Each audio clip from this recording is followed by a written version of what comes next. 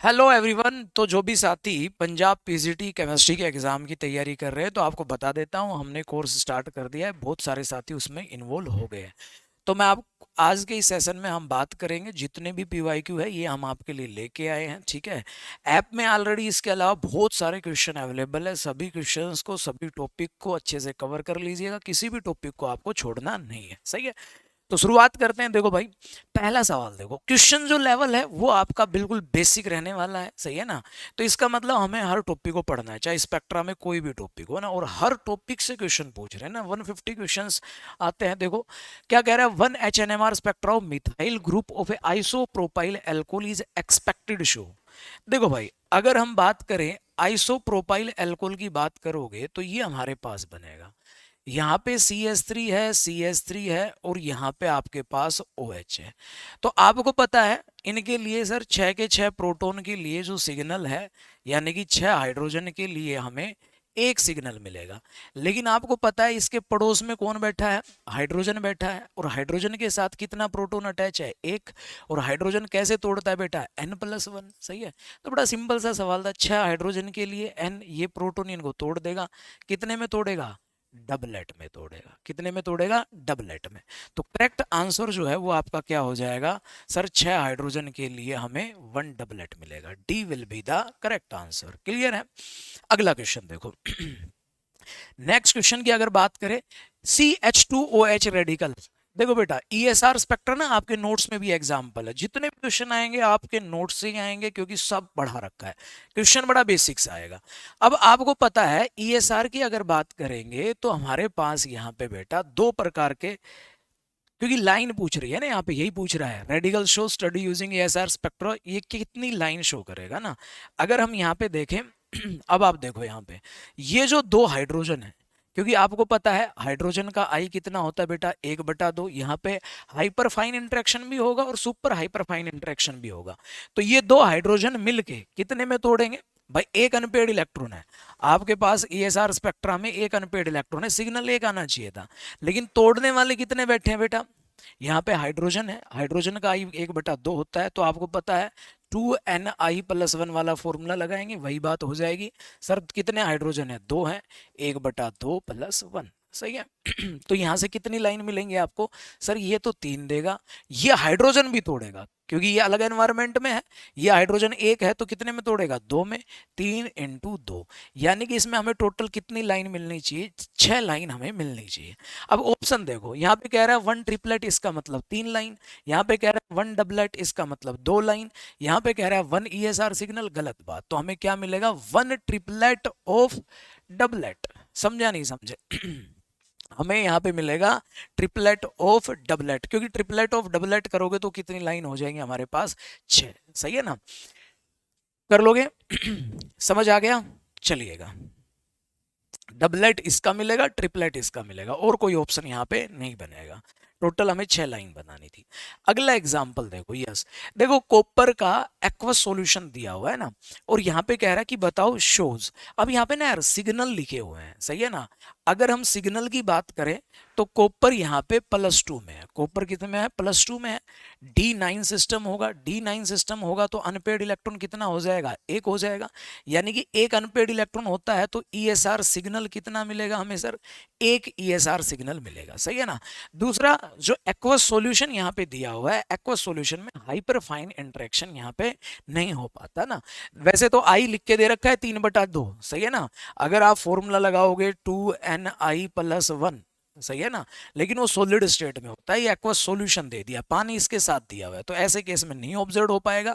तो इसलिए हमारे पास यहाँ पे, और यहाँ पे लिखा भी सिग्नल हुआ है। अगर कहता ना लाइन, तो फिर हम सोचते कितनी लाइन मिलेंगी, ठीक है ना। तो एक अनपेड इलेक्ट्रॉन है तो हमें कितना सिग्नल मिल जाएगा, एक सिग्नल हमें यहाँ पे मिल जाएगा। चलिएगा आगे बढ़ते हैं। अगला क्वेश्चन देखो, Mossbauer spectra is shown by. Mossbauer spectra देखो ध्यान से सुनना, ये पेपर में नेट में भी आया हुआ सवाल है बेटा। आयरन की अगर बात करते हैं है, सबसे ज्यादा जो आपके पास इंटेंसिटी जिस सिग्नल की मिलती है हमें एनएमआर स्पेक्ट्रा में, वो आपका होता है आयरन। सही है। वैसे हम और भी पढ़ते हैं बेटा, आयरन का प्रीकर्सर भी याद रखना, आपसे पूछा जा सकता है, वैसे आपने पढ़ा हुआ है। आयरन 57 होता है, जिसमें आई का मान आपके पास 1/2 और आई का मान 3/2 होता है। मोसबेर एक्टिव न्यूक्लियाई वही होते हैं जिनके पास आई का मान यानी कि न्यूक्लियर स्पिन ग्राउंड स्टेट और एक्साइटेड स्टेट में अलग अलग होता है। ये सिलेक्शन रूल है मोसबेर का ना, याद रखना। दूसरा, इसका जो प्रीकर्सर है वो पूछा जाए तो इसका प्रीकर्सर क्या होता है बेटा, कोबाल्ट 57, ये भी याद रखना। उसके अलावा और आपको मोसबेर में किसके बारे में पढ़ना है, एसएन के बारे में पढ़ना है, इसका प्रीकर्सर यही होता है। आयोडीन के बारे में पढ़ना है, आयोडीन, यस आयोडीन का भी ध्यान रखना है। आयोडीन का प्रीकर्सर टीई होता है, सही है ना। आयरन का क्या होता है, कोबाल्ट होता है, और आपके पास एसएन का एसएन ही होता है प्रीकर्सर अगर पूछा जाए। अगला क्वेश्चन देखो, मोसबेर स्पेक्ट्रा। देखो यहाँ पे अगर आप देखोगे बेटा, इस कॉम्प्लेक्स की अगर हम बात करें बढ़िया क्वेश्चन है, यहां से आपसे पेपर में ऑक्सीडेशन स्टेट भी पूछी जा सकती है। जो आयरन है, अगर मैं आयरन की बात करूं तो यहाँ पे हमारे पास ये वाला है NO, आपको पता है अगर पाई एक्सेप्टर लिगेंड है, ये लिगेंड कैसे है, पाई एक्सेप्टर लिगेंड है, तो NO जो है वो प्लस की फॉर्म में एग्जिस्ट करता है, NO प्लस होता है। तो यहाँ पे जब आप आयरन की ऑक्सीडेशन स्टेट निकालोगे, X माइनस साइनाइड पे कितना होता है माइनस, ये +1 बराबर -2, X बराबर -4 -2, ये आपका बन जाएगा +2। सही है, यानी कि आयरन +2 में है, आयरन +2 में है, D6 लो स्पिन बनेगा, लो स्पिन बनेगा। यहाँ पे देखो इलेक्ट्रॉनिक सिमेट्री तो है, समझा नहीं समझे, लेकिन लिगेंड सिमेट्री अब्सेंट है। और हम पढ़ते हैं अगर ऐसा केस आ गया तो आपके पास इलेक्ट्रॉन फील्ड ग्रेडियंट जो है वो नॉन जीरो हो जाएगा। आयरन के केस में इलेक्ट्रिक फील्ड ग्रेडियंट जीरो होता है तो एक लाइन आती है, क्योंकि लिगेंड सारे सेम नहीं है। सही है, electronic symmetry present but ligand symmetry is absent. और ऐसे केस में मोसबेर स्पेक्ट्रा में हमें क्या देखने को मिलता है, हमें डबलेट देखने को मिलता है। क्या देखने को मिलता है, डबलेट। सही है। हाँ, अगर यहाँ ये होता, यहाँ हमें क्या मिल जाएगा बेटा, वन डबलेट मिलेगा, 2 लाइन हमें मिलेंगे। अगर यहाँ पे मान लो 6 के 6 साइनाइड होते और आयरन +2 में होता, D6 लो स्पिन होता, तो फिर आप कहते कि भाई इलेक्ट्रिक फील्ड ग्रेडियंट जो है वो हमारा जीरो हो जाएगा, क्योंकि लिगेंड सिमेट्री प्रेजेंट हो जाएगी और दूसरी आपके पास इलेक्ट्रॉनिक सिमेट्री भी प्रेजेंट हो जाएगी। तो ध्यान रखना, स्पेक्ट्रोस्कोपी कोई भी हो, हर स्पेक्ट्रोस्कोपी से आपसे पेपर में क्वेश्चन पूछ रहा है, छोड़ना कुछ भी नहीं है। और ऐप पे कोर्स अवेलेबल है 2499 में, आपका कंप्लीट कोर्स अवेलेबल है, ठीक है ना। और आप जाके ऐप के ऊपर इन्वॉल्व हो सकते हैं ना, क्योंकि टॉपिक जो भी पढ़ोगे हर टॉपिक से एग्जाम में सवाल आ रहा है।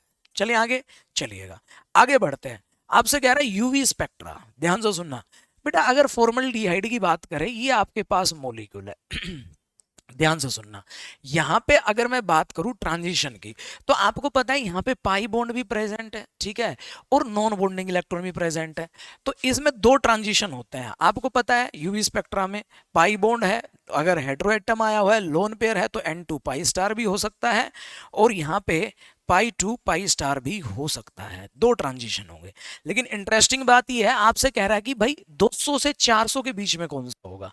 सुनना ध्यान से, देखो ओवरऑल ऐसा सवाल भी पूछ सकता है, यूवी में आपने ये सब पढ़ा ही होगा बेटा। ये आपका सिग्मा होता है, ये पाई होता है, ये नॉन बॉन्डिंग होता है, ये पाई होता है, और ये सिग्मा स्टार होता है। अब यहाँ पे देखो होमो से लूमो ट्रांजिशन हम पढ़ते हैं, तो होमो तो यहाँ पे हाईएस्ट नॉन बॉन्डिंग मिल जाएगा, एक तो ये ट्रांजिशन हो रहा है और एक ये ट्रांजिशन, मोस्ट फेवरेबल ट्रांजिशन। लेकिन आपको पता है N2 पाई स्टार क्या होता है बेटा, सिमेट्री फोरबिटन होता है। क्या होता है, सिमेट्री फोरबिटन। ये जो है ना, ये आपका लाई करता है, इसकी जो वेवलेंथ है, अगर मैं बात करूं लैम्बडा की बात की जाए, तो जितना एनर्जी गैप कम होगा उतनी वेवलेंथ ज्यादा आएगी। सबसे ज्यादा वेवलेंथ N2 पाई स्टार की आती है, फिर π2 पाई स्टार की आती है, फिर आपके पास N2 सिग्मा स्टार आता है, और सबसे पीछे आता है सिग्मा 2 सिग्मा स्टार। सही है। तो यूवी स्पेक्ट्रा में यहाँ पे 2 प्रकार के ट्रांजिशन होंगे, π2 pi star, N2 pi star. ये सिमेट्री फोरबिटन होता है, ये सिमेट्री अलाउड होता है। ये जो है ना π2 पाई स्टार बेटा, ये 200 से कम पे लाई करता है, लगभग 180 से 200 के बीच में लाई करता है ना, इतने नैनोमीटर पे लाई करता है। लेकिन N2 पाई स्टार जो है वो लगभग 200 से 300 के बीच में आता है। तो इसका जो सही जवाब होगा वो हमारा हो जाएगा N2 पाई स्टार, ठीक है ना। ट्रांजिशन दोनों होंगे, लेकिन इस रेंज में जो है वो हमारा कौन सा लाई करेगा, N2 पाई स्टार। चलिएगा आगे बढ़ते हैं। द पिंक कलर ऑफ, ये कोऑर्डिनेशन स्पेक्ट्रा का क्वेश्चन है। अगर मैं बात करूं KMnO4 की बेटा, तो आपको पता है KMnO4 में अगर सर हम ऑक्सीडेशन स्टेट देखें तो यहाँ पे जो Mn है वो आपका +7 ऑक्सीडेशन स्टेट में बैठा हुआ है, ठीक है। और जो ऑक्साइड आयन है, कोऑर्डिनेशन में आप पढ़ते हो, आपके पास ऑक्साइड आयन जो कैसा लिगेंड है बेटा, पाई डोनर लिगेंड। और ऐसे केस में क्या होगा, आपके पास ये जो लिगेंड है ये अपना एक इलेक्ट्रॉन ट्रांसफर करता है किसको, मेटल को। और जब मेटल हाईएस्ट ऑक्सीडेशन स्टेट में हो और लिगेंड पाई डोनर हो, तो वहां पे जो चार्ज ट्रांसफर स्पेक्ट्रा होता है वो हमारा क्या होता है बेटा, LMCT, ligand to metal charge transfer. अब जितने भी क्वेश्चन है ना, अगर आपने कोर्स पढ़ा है, ऐसा एक भी क्वेश्चन नहीं होगा जो आपके नोट्स में नहीं मिलेगा स्पेक्ट्रा का, ऐसा कोई एक भी क्वेश्चन नहीं होगा जो आपके नोट्स में नहीं होगा। आगे देखो, यस ये आपके नोट्स में NQR स्पेक्ट्रा जितना पढ़ा रखा है उतना सफिशिएंट है। देखो बेटा क्या कह रहा है, NQR स्पेक्ट्रा ऑफ मिथाइल। देखो पहली बात तो ये याद रखना, NQR स्पेक्ट्रा जो है, अगर क्वेश्चन आ जाता है NQR स्पेक्ट्रा पढ़ा जाता है बेटा रेडियो वेव रीजन में, क्या पता यही सवाल पूछ लेना, ध्यान रखना, रेडियो वेव रीजन में पढ़ा जाता है। दूसरा NQR स्पेक्ट्रा न्यूक्लियर क्वाड्रपोलर रेजोनेंस, इसमें वो न्यूक्लियाई पढ़ते हैं क्वाड्रपोलर न्यूक्लियाई। क्वाड्रपोलर न्यूक्लियाई वो होते हैं जिनका आई का मान 1/2 से क्या होता है, ज्यादा। क्वाड्रपोलर न्यूक्लियाई वही होते हैं, 1 आ जाए, 3/2 आ जाए, 5/2 आ जाए, 2 आ जाए, सही है। क्लोरीन के केस में कह रहा है कि बताओ सॉलिड स्टेट में यहां हमें कितनी लाइन हमें ऑब्जर्व होंगी। पहली बात तो NQR स्पेक्ट्रा हम सॉलिड स्टेट में पढ़ते हैं, ठीक है। देखो अब CH3Cl जो है आपको पता है क्लोरीन का आई का मान जो है सर वो हमारे पास 3/2 है, और आई 3/2 है तो आपको पता है MI का मान क्या होता है, +-1/2 +-3/2, ठीक है। दूसरा यहाँ पे अगर हम लाइन की बात करेंगे तो यहाँ पे ना ये जो आपके पास वो मॉलिक्यूल जिनमें एक्सियल सिमेट्री प्रेजेंट होती है, ये जो आपके पास CH3Cl है बेटा, इसमें भी एक्सियल सिमेट्री प्रेजेंट होती है। और जिसमें एक्सियल सिमेट्री प्रेजेंट होती है वहां पे VXX VYY, यानी कि जिनमें C3 से हाईएस्ट ऑर्डर की एक्सिस आ जाए, ध्यान रखना C3 C4 C5 ही आ जाए, तो वहां पे VX VY बराबर हो जाएंगे। ऐसे केस में आपका सिमेट्री कोफिशिएंट 0 हो जाएगा। और ये 0 होगा तो यहाँ पे हमारे पास जो लेवल होंगे, देखो आई का मान 3/2 था बेटा, यहाँ पे हमारे पास 4 स्टेट छुपी हुई थी, जिसमें से 2 स्टेट जो है वो आपके पास कौन सी है, +-1/2 +-3/2। आगे ये स्प्लिट नहीं करेंगे क्योंकि सिमेट्री फैक्टर 0 है, ठीक है। यहाँ पे अगर आप देखोगे तो जो ट्रांजिशन होगा वो हमारे पास 1 होगा। NQR का स्पेक्ट्रा पूछ ले बेटा, सॉरी सिलेक्शन रूल पूछ ले, याद रखना NMR वाला ही होता है। M में चेंज कितने का आना चाहिए, +-1 का। तो सिंपल हमें यहाँ पे जो लाइन नजर आएगी वो हमारे पास कितनी, एक सिग्नल हमें इसके NQR स्पेक्ट्रा में नजर आएगा। आगे बढ़ते हैं, अगला क्वेश्चन देखो। BRCN दे दिया, अब BRCN दिया नाइट्रोजन का, नाइट्रोजन का आई का मान कितना दिया हुआ बेटा, आई का मान 1 है, तो आपको पता है MI की वैल्यू क्या क्या होंगी भाई, सर MI की वैल्यू क्या होंगी, 0 +-1, ये 2 वैल्यू बनेंगी। दूसरा BRCN, बेटा BRCN की अगर बात करोगे ये भी कैसा मॉलिक्यूल है, सर ये भी हमारे पास लीनियर मॉलिक्यूल है। ग्रुप थ्योरी में आपने पढ़ा है, यहाँ पे तो हमारे पास C∞V है, यानी कि एक्सियल सिमेट्री प्रेजेंट। तो फिर से वही केस होगा, VXX VYY बराबर हो जाएंगे, और ऐसे केस में हमारे पास सिमेट्री कोफिशिएंट 0 बनेगा। और हमारे पास यहाँ पे भी बताओ जल्दी से कितनी स्टेट छुपी हुई थी, 3, जिसमें बेटा ये आपका MI0 नीचे गया, ये 2 स्टेट फर्दर ये स्प्लिट नहीं करेगा, +-1, क्योंकि ईटा 0 है। हमें इसके स्पेक्ट्रा में कितनी लाइन नजर आएगी, सिंगल लाइन नजर आएगी, ठीक है। अब देखो यार NQR स्पेक्ट्रा से सवाल आए हुए हैं, एक एक सवाल की इंपॉर्टेंट है, तो इसलिए अपने नोट्स, जो टॉपिक मैं कह रहा हूँ, मान तो आपने खूब अच्छे से तैयारी कर ली, हमारी फीस बहुत अफोर्डेबल है, जो टॉपिक आपने नहीं पढ़ा है उसको पढ़ लो आप। और ऐसा कुछ भी नहीं, किसी भी टॉपिक को जितने भी क्वेश्चन दे रखे हैं उसमें आपके पास कोई भी चैप्टर हो, बिल्कुल आपके क्वेश्चन बन जाएंगे। बेसिक बेसिक सवाल आपसे पूछ रहा है। अब आपसे कह रहा है कि बताओ the presence of which element in an compound is characterized by an odd number of m/z value for its parent peak। Molecular ion peak के लिए m/z की वैल्यू ओड कब आएगी। देखो भाई इसका बड़ा सिंपल सा कॉन्सेप्ट है, ध्यान से सुनना। जो मोलिकुलर आयन पीक है वो हमारी ओड पे आनी चाहिए। अब आपने पढ़ा होगा नाइट्रोजन रूल मास स्पेक्ट्रा में, तो इसमें अगर कोई कंपाउंड है, ध्यान से सुनना, अगर उसमें बेटा odd number of nitrogen present है तो पक्की बात है उसका मास ओड होगा। अगर even number of nitrogen present है उसका मास आपका इवन होगा। मैं सिंपल सा एग्जांपल लेता हूं, देखो N2 में 2 नाइट्रोजन है, मास कितना होता है बेटा इसका 28, सही है।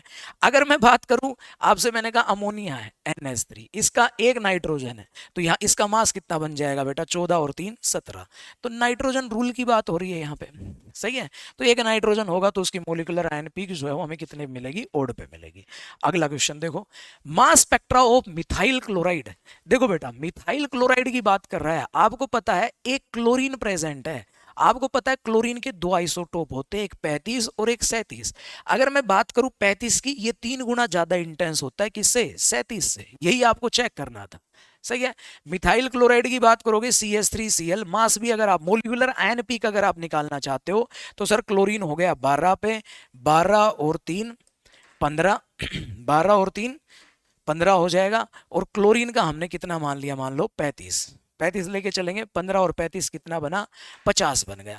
मोलिकुलर आयन पीक यानी कि M और M+2 दो हमें मिलेंगे, कह रहा 1 मोलिकुलर आयन पीक है इतने मिलेगी, 1 मोलिकुलर आयन इतने मिलेगी, ये दे रखा। देखो 2 मोलिकुलर आयन पीक मिलेंगी, एक आइसोटोप मिलेगी, जो 50 वाली मिलेगी बेटा उसकी इंटेंसिटी ज्यादा होगी, क्योंकि उसमें जो क्लोरीन होगा वो 35 वाला होगा, सही है ना।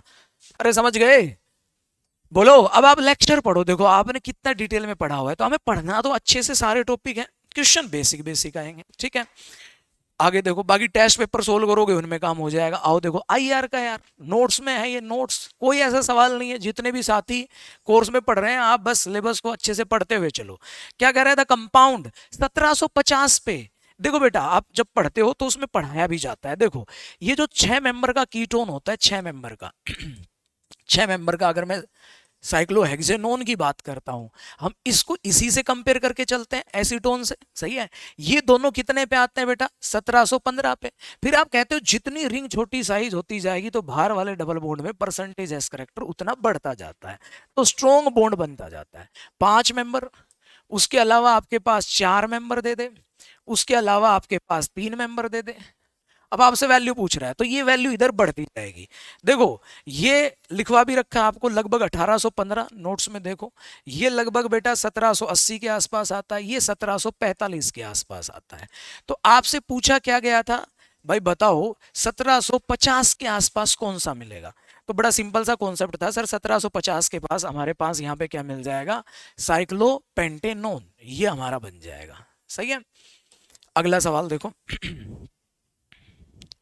The compound to give only one signal at डेल। देखो ये जो है, ये जो वैल्यू देखती आपके दिमाग में आ गया होगा भाई, इतने के आसपास तो वो कार्बन आता है जो जो आपके पास एल्काइल वाला, जो एल्काइल जो आपके पास क्या बोलते हैं, एल्केन के जो प्रोटॉन होते हैं वो बेटा 0.9 से 2 के बीच में रह जाते हैं, 1.5 1.7 तक। एल्कीन जो है वो 4.5 से 6.5 आता है, एल्काइन 2 से 3 आता है। डाई मिथाइल ईथर, बेटा डाई मिथाइल ईथर में आपको पता है ऑक्सीजन जुड़ गया, इसकी केमिकल शिफ्ट की वैल्यू 3 से 5 ppm के बीच में आती है, हाई इलेक्ट्रोनेगेटिव एटम, ये तो घट गया। एसीटोन, आपको पता है बेटा एसीटोन में ये जो CH3 है, देखो आप सब पढ़ा रखा है, ये 2.1 से 2.5 के बीच में आता है। तीसरा इथेन, ये आ गया।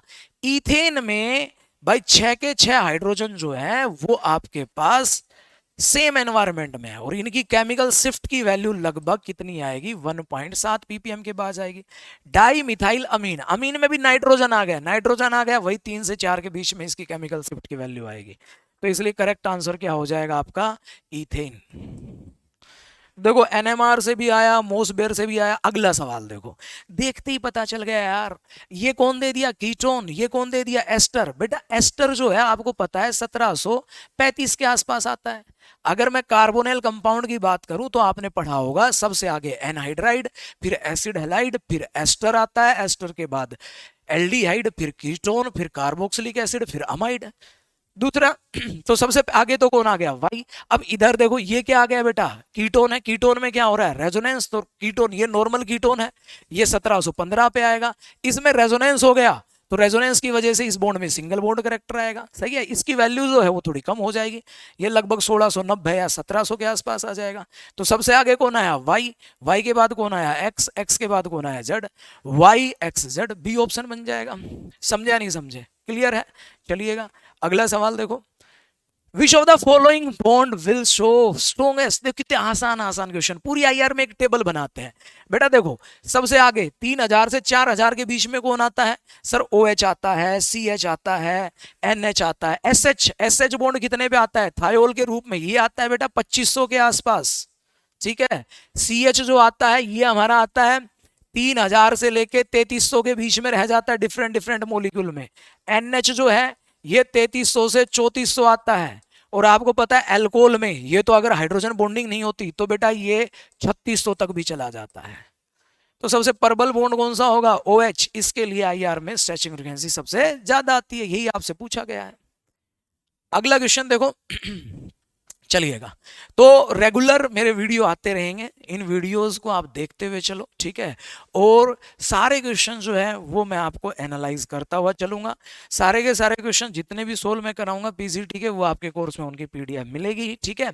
हाँ, ये थोड़ा सा आइडिया मैं आपको दे रहा हूँ, जो आप कोर्स पढ़ रहे हो, जिन साथियों ने कोर्स ज्वाइन किया है, ये सवाल इसलिए मैं करा रहा हूँ, आप बिलीव करो आपके कोर्स से बाहर आपका पेपर नहीं जाएगा। तो इसलिए अच्छे से सारे के सारे क्वेश्चन पढ़ते हुए चलने हैं। जिन साथियों ने, जो भी नए साथी जुड़ रहे हैं हमारे साथ, उनके लिए मैं बता देता हूं पंजाब पीसीटी का जो कोर्स है वो ऐप के ऊपर अवेलेबल है। और करना क्या, आपको just GACS Jaipur app download करना है, ठीक है। मोस्ट अफोर्डेबल फीस में आपका कोर्स अवेलेबल है, आप अपनी पढ़ाई स्टार्ट कर सकते हो, ठीक है। प्ले स्टोर पे जाइएगा, ठीक है। दूसरा, हमारा इस वीडियो के नीचे टेलीग्राम लिंक भी है, वहां भी हमने ऐप का लिंक डाउन दिया हुआ है, वहां से आप ऐप डाउनलोड कर सकते हो, ठीक है। पढ़ते रहो अच्छे से, और ज़्यादा से ज़्यादा वीडियो को शेयर करो ताकि मैक्सिमम लोगों को इस चीज़ का बेनिफिट मिल सके। Good luck.